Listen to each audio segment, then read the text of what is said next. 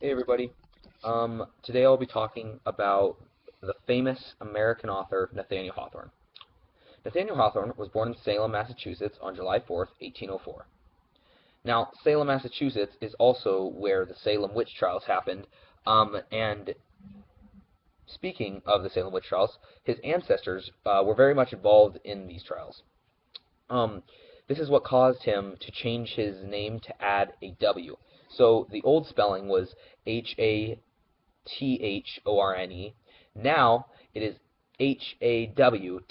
Hawthorne.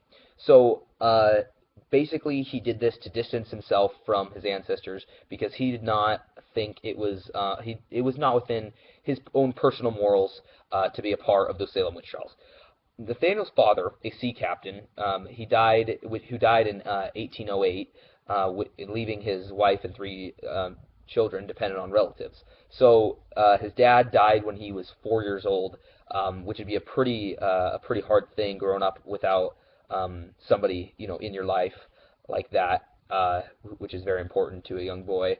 Um, but luckily his childhood was calm, a little isolated, but but very far from unhappy, especially since he was considered a handsome and attractive a young man and was idolized by his mother and two sisters.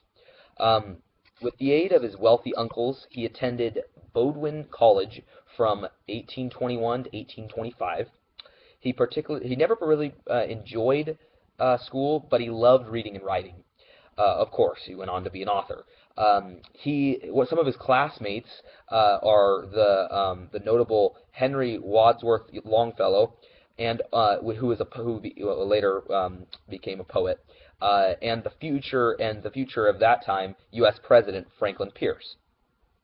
After graduation, he spent a lot of time reading and writing back in Salem, living with his mother. He released his first novel, Fanshawe, in 1828, when he published which he published anonymously. Twice Told Tales was also published in 1837, 12 years after his graduation from college. In 1841, he met a woman by the name of Sophia Peabody. A year later, he and Sophia were married and went on to have two kids. In 1848, he published The Scarlet Letter. The Scarlet Letter about Hester Prynne, who was accused of adultery.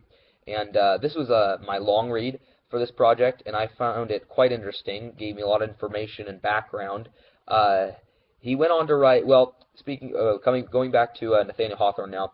He went on to write many other novels and short stories, including Young Goodman Brown. This was my short read, and I received a lot of information on the Puritan lifestyles from my read. Later in life, Hawthorne died on May 19th, 1864. He lived to be 59 years old. He'll always be remembered as one of the great American authors of all time. Thanks for watching.